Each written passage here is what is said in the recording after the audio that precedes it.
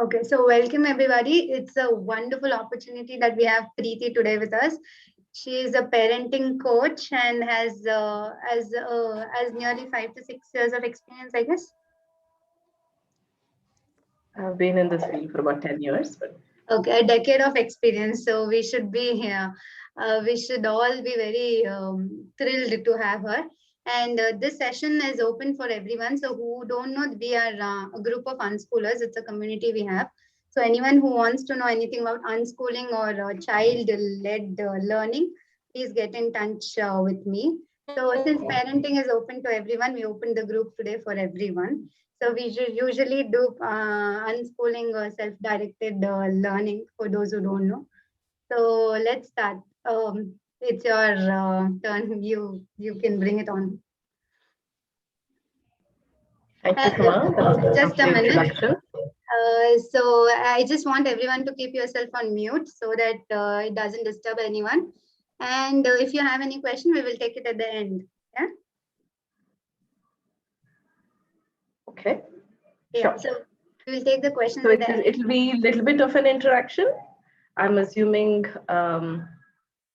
we're all at home, so I'm sure we can grab a small piece of paper and pencil for a quick activity for self-reflection as well. Okay. If that's possible, that'll be really great. Okay. And another technical question, Suma, is you're the one who's doing this recording? Yes.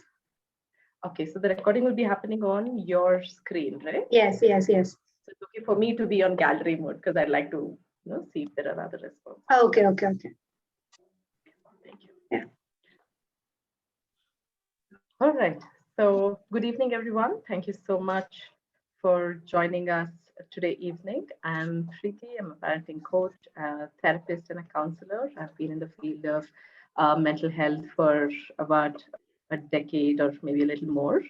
And in my one-to-one sessions, I deal with emotional issues, relationship issues, um, physical issues, psychosomatic issues, literally anything that comes up. And now, in the last couple of years, closer to what Suma said, 4 years or so, I've been specializing in parent coaching.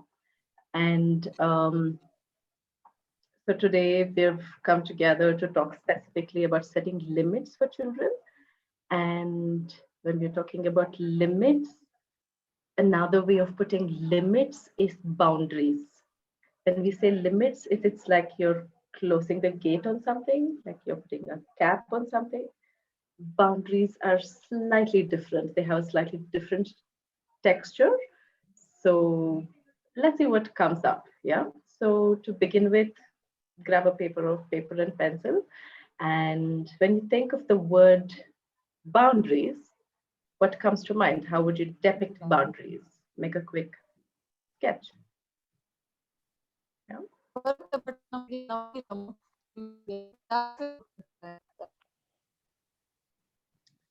Who's that speaking? We are unable to hear you.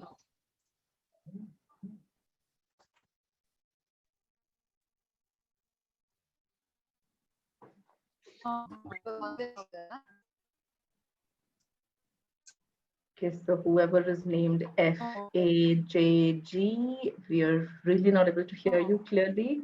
It would be nice if you could type it out for us in the chat. And at any point in time, if you have any questions, feel free to type it out in the chat. So we will address it at the end. I've kept ample of space for questions and introduction. So we'll address all queries as much as possible.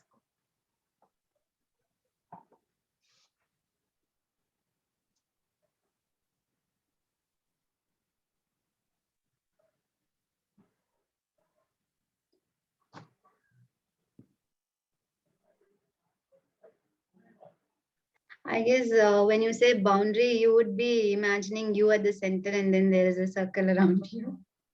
Whatever comes to your mind, whatever comes to your mind, just put it down on paper. Yeah.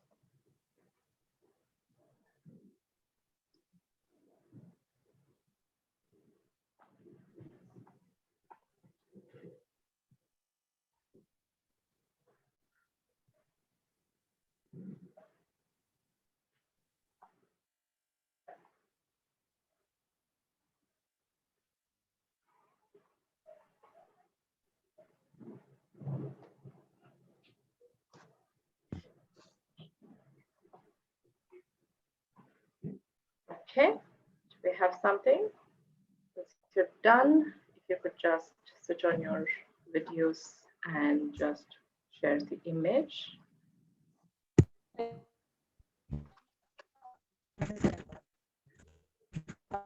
Circle.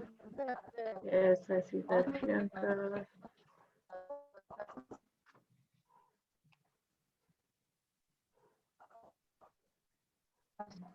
Anyone else?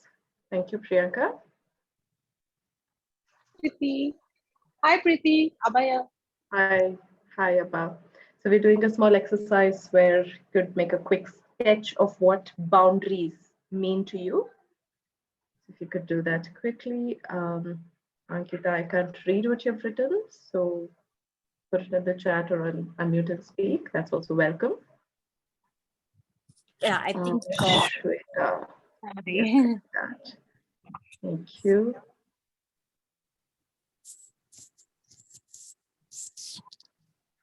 Yes, Ankita. So I have a toddler. So most of the boundaries, when you talk about boundaries, I can only think around those lines. Sure, I think the first thing that struck me was how much is enough, for me and the baby. There's so many theories that's going around. So it always gets us thinking which one to follow and which one not to follow. The free parenting that they're speaking about, how much of it is good enough for a toddler because they can't think for themselves at this point of time. So that is something that strikes us. Screen time, setting boundaries is the hardest.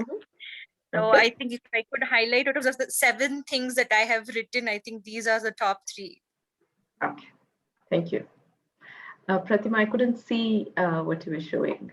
I'm sorry. Yes, got that. I think I'm seeing something like a lock.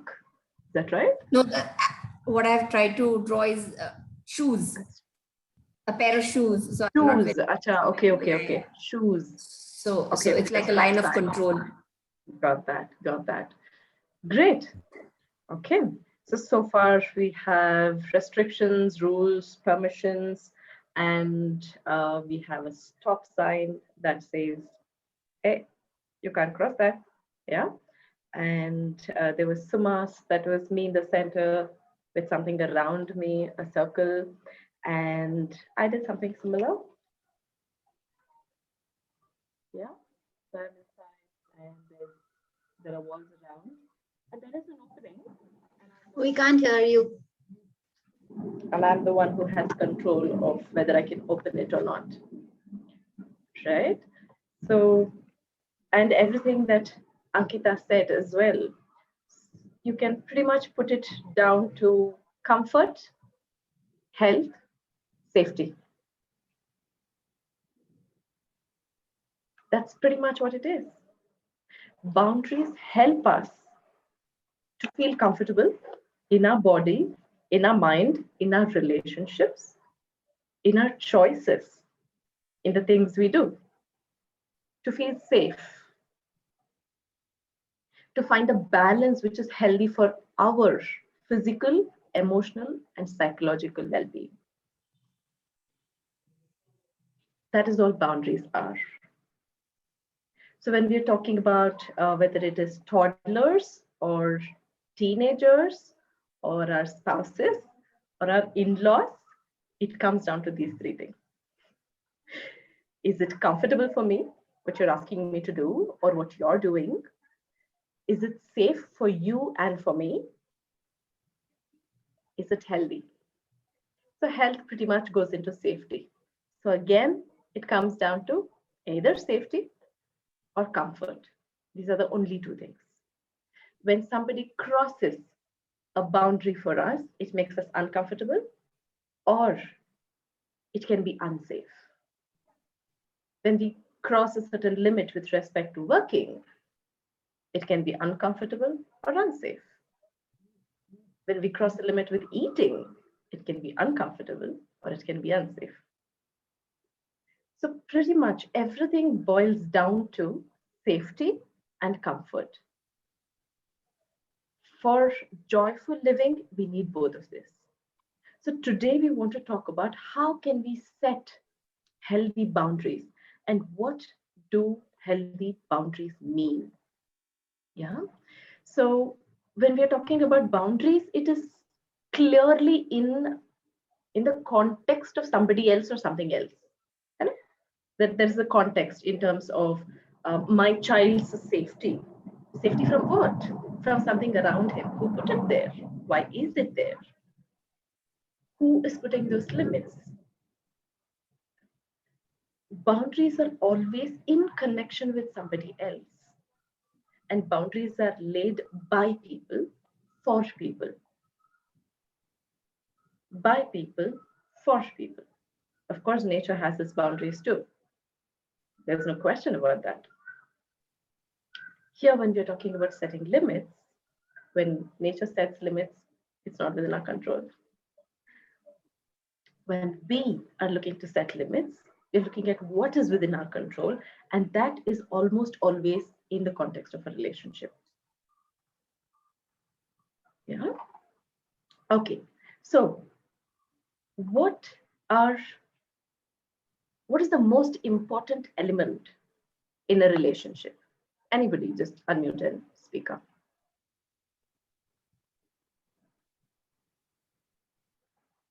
Understanding. Understanding. Okay.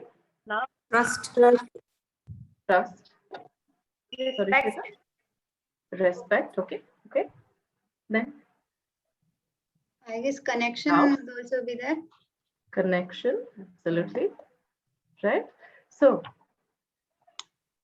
love, trust, understanding, respect, all of this helps us to build that connection, which we call as bonding. Right? What we want in our relationship is bonding. And yet here today, we're talking about boundaries, which almost seems like the opposite of bonding. Isn't it? So if we can look, trust, yes, Rashmi. So if we look at, let's say the texture of a relationship, you can divide it in a graph. Yeah. So let me try and share the screen.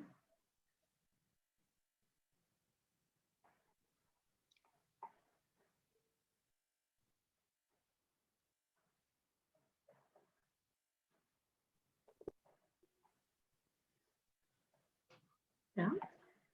So on one side, we have a lot of bonding on an increasing scale. And on one side, we have boundaries on an increasing scale. So what would happen in a relationship when there is little boundaries and little bonding also? I don't have much connection with this person and I don't have much boundaries also. So what kind of a relationship would that be? Can you imagine that perhaps? Professional. At work, yes, sure. There are times there are no boundaries there and there's no bonding either. So what kind of a relationship is that? Very neutral. What is the texture of that relationship? It's Unconditional. neutral. There's no expectation. There is no expectation. That's right. So there's no expectation from the other person that they're going to cooperate or not cooperate. If they do, fine. If they don't, that's okay too. You know that you're not going to expect that to happen. But when you want to get something done and you know you can't expect anything from this person, what will you do? There's no bonding, no? So I can't invite cooperation. What would you do?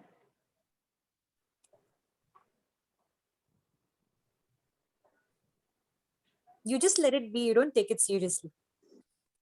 You can ignore. That's one thing. Yes, that's definitely a choice. What if I really want to get something done? I really want something. Be nice to It them. happens at home all the time. Be nice to them. Treat them with Be nice. respect. So what is that called? It's not that I'm genuinely nice. That's called manipulation. Yeah. Trying to look at who I can push, whose button I can push, how can I influence them to make certain decisions. Yeah. So when that happens, that is called collusion. So when there is collusion, there is little trust. Even the other person is like, why is this person doing this? Why are they acting like this? I'm sure they're up to something. Because there is no intent to bond with the person, to find out genuinely, oh, is there a way I can contribute? What's the issue? Can we find a way to work together? There's no interest there because there's no bonding. And there are no boundaries to say, okay, if I can't do this, I can't do this. Like, boss, you got to stop. There are no such boundaries. So there is always ways to, finding ways to poke at each other. That's collusion. Now, there are times that there is a lot of boundaries, but very little bonding. Then what is it?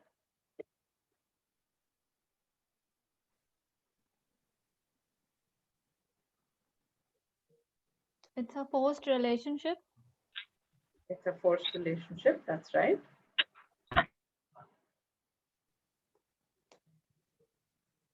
It's a forced relationship. In the sense that you are compelled, or there's no freedom technically of expressing yourself. Okay. Hold on, I got confused. Did I say high boundaries or high bonding? High boundaries. No, you said no bound. High boundaries. Yeah, high boundaries. High boundaries. Yeah, fair enough. Then that's, yes, it's high boundaries. Then there is force and there is not really a connection.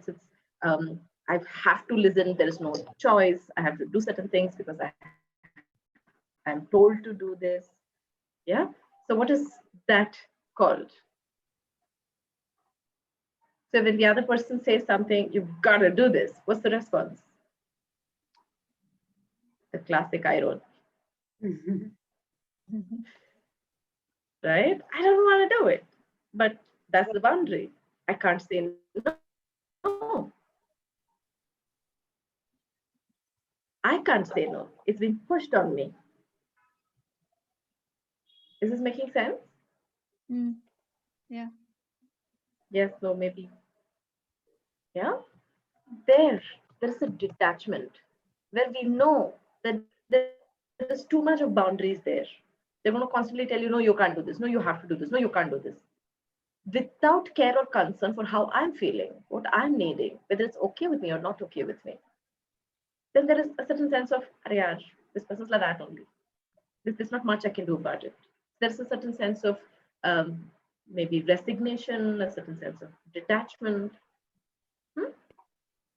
Then there is a lot of bonding, but very little boundaries. There is a lot of understanding, love, connection, all of that is there. We always want to be together. And there are no boundaries. Sometimes I want to do something else, but the other person doesn't agree. So what to do? No choice. Taking for granted. I have to listen. Taking for granted. Yeah. Then, so what is the texture of that relationship?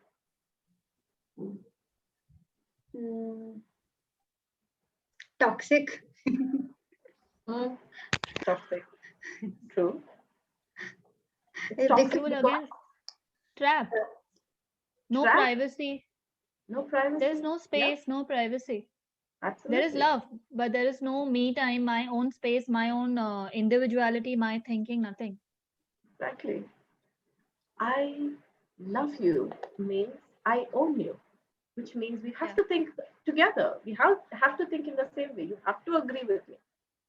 If you don't agree with me, you don't love me. Hey, but we love each other. Okay. I love you a lot. That's the reason I'm doing this. I can't even tolerate you talking to another person. Possessiveness. Yeah. So that the nature of that relationship is enmeshed or entangled. There is no difference between where my life ends, my choices end, and where yours begin. And then where there is boundaries, there is bonding as well. I can say no. I can agree. I can express love. And I can say that I don't like the way you're expressing your love. And then we can come to ways where it is acceptable to both of us. Attachment. So there is a lot of, sorry? Attachment. There is attachment, yes. Attachment by itself is a incomplete word. Yeah. So when it is like, oh, I'm very attached to this person, it's like, without this person, I don't know what to do with my life. That's the usual connotation. Completeness, yes. Yeah. So you could probably say harmony, love, maybe mutual love and trust, Understanding. understanding. So pretty much Freedom. whatever you would say with healthy relationships. Correct? So right now with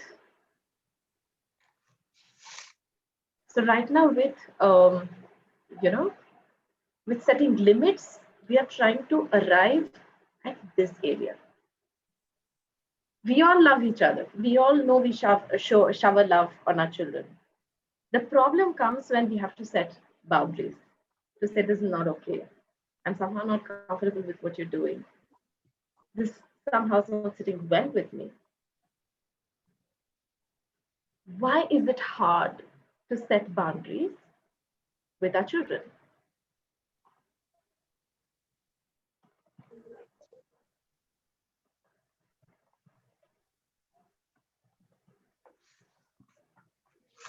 What? Okay, if I have to speak from my point of view, I believe in gentle parenting. So where you have to be gentle and kind and nice, and that's when the problem of setting limits is, because you have to be very conscious and you have to think a lot when you're trying to set a limit by being gentle. Yeah, because if it was not gentle and if it was like our parents did or their parents did, like, you're not doing this, or you just smack them, or you just be very adamant that this is how you're going to do, and that's when we break the connection. Like if my father says something to me and I would have like, you are such a bad dad, and the connection is broken. So that I don't want that to happen with my child. So that's why I moved into gentle parenting. After gentle parenting, setting the boundaries or the limit is a big question, because I know it needs a lot of thinking and conscious decision in every step, I guess. Yeah.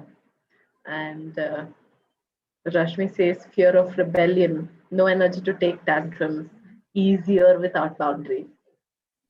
So what happens when there are no boundaries at all? I think we go crazy. Right? You will go crazy. Yeah. Because I've I'll tried eat when that I as want. I won't come to eat now. I can't sleep now. I won't wear this dress. I don't want to wear a dress only. I don't want to take a shower. Why should I eat this? Why should I study now? Why should I do this art now? Why should I listen to you? And that gets too much. So when children, so finally it comes to, we want to set boundaries where children are not listening to us. When children have a certain idea of their own, if they're complying, there is no issues. Anyway, we both are together within the boundary, there's no issues. Now, I'm trying to say, you need to stay within a certain line. The child is not willing to do that. That's when the problem begins.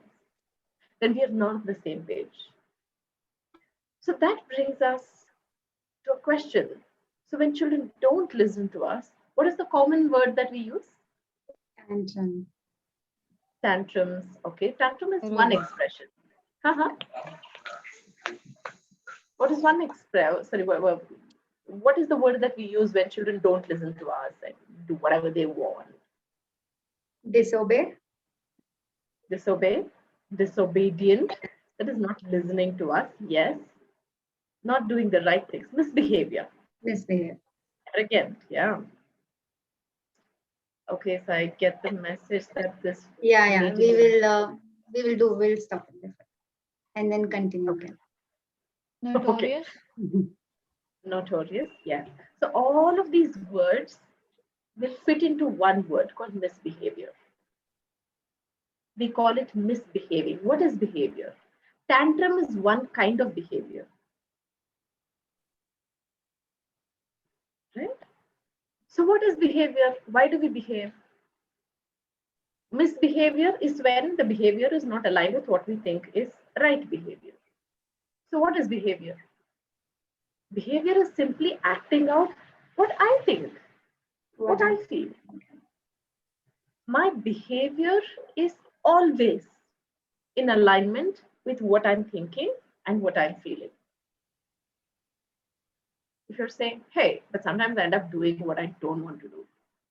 But there is a part of me that wants to do it. No, without that, that wouldn't even have come into your space. It has worked for you at some point in time.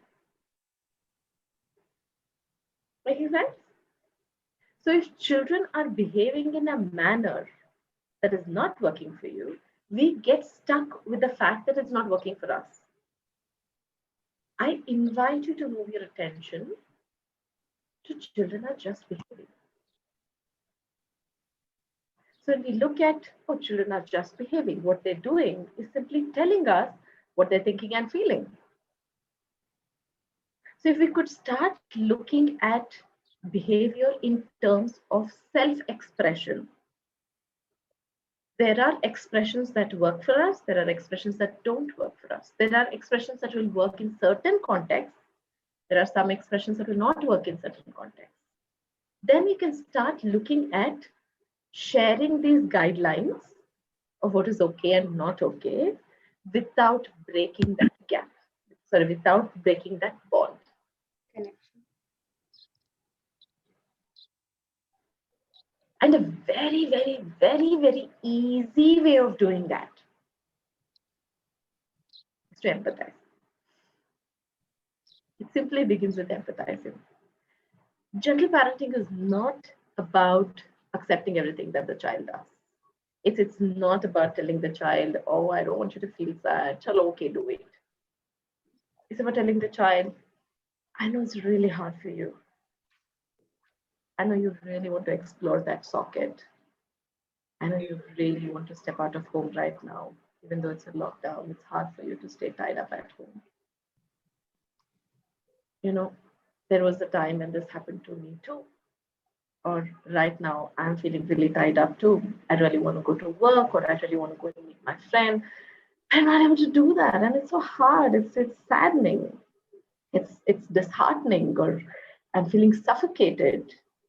Child was like, yes, exactly. I'm feeling so suffocated. This is like really, really driving me mad. I'm like, yeah.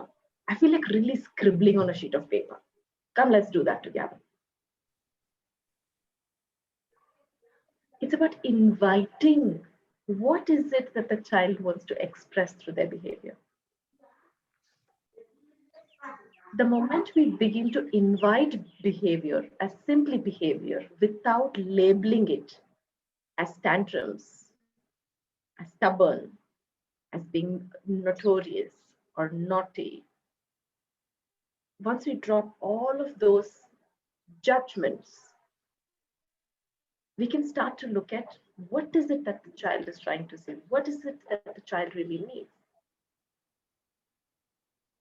Now, of course, there are times that the child is needing, say, connection.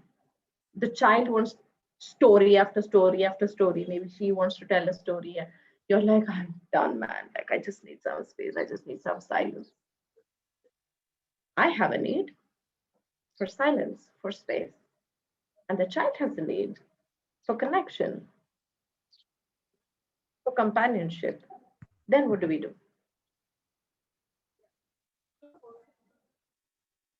Do we say, because I'm an adult, my needs are more important?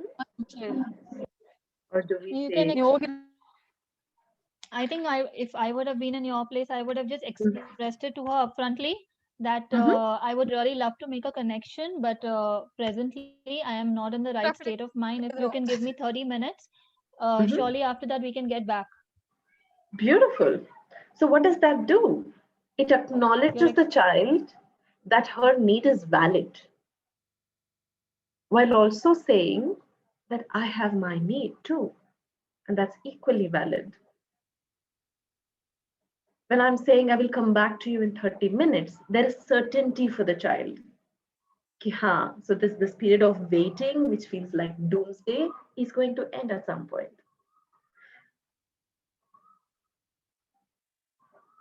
That's a beautiful sequence Priyanka shared. To begin with, I feel this way. I know you really want to do this right now, Chinna, but I can't.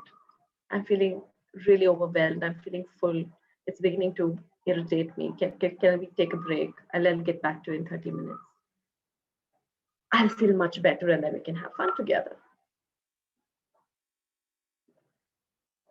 So that's to say that I care for your needs too. So the bonding is not lost. And to say my needs at this point in time matter in order for me to have that powerful connection. I'm going to say, fine. One last game, huh? You tell me what I should do. How great an experience is that going to be for you or the child? Isn't it? Might as well take that time off. How do you address the same to a toddler? The same way. Give them, I know you really want mama to be there right now. Maybe I can find something else for you to do. Sometimes a toddler is going to be outside your bathroom, banging the door and saying, you get out of there now. And that's okay. They're expressing perhaps a need for security, a need for assurance. Know that, okay, mama's going to come back. It would help to have a constant, especially for non-verbal children. Younger the child, the more conversation happens, the more settling it is for a child. Perhaps you're in the bathroom, the child is outside. Okay, the bathroom is coming up because that was the most common scenario for me in my house. Yeah, the child would be outside and it's like, non-stop. Yeah, like 20 minutes I'm taking a shower and 20 minutes is going to be that knock. And I was like, yeah, I know you really want Amma to come. You don't like it that you can't see me. I get it. I know it's really hard. You're feeling really sad. Amma's going to be there. I wonder who else is with you. I think I left Appa outside with you, isn't it? But you still want Amma. So to keep acknowledging what the child needs and that it's okay to feel that way. So that brings us to a really big rule. All feelings are okay. All feelings are okay, but all behavior is not. I can be really frustrated that I'm not able to get this puzzle right, but it's not okay to throw the puzzle. I could be really upset that you're not giving me my biscuit, but it's not okay to, say, throw a phone or a toy. You're really frustrated. You feel like throwing something. How about you throw this ball? Come, let's punch the pillow together. You really want to scream right now. I get it. Maybe you can scream in the room. So all behavior is okay. Sorry, all feelings are okay, and all behavior is not. And all behavior is not okay in a certain context. Yes, you're on mute, Suma. I think we are in less than a minute, so all of us are going to get logged off. So please connect back with the same ID that I sent you, okay? Yeah. So I think this will be a good place to pause as well. So let's just jump up.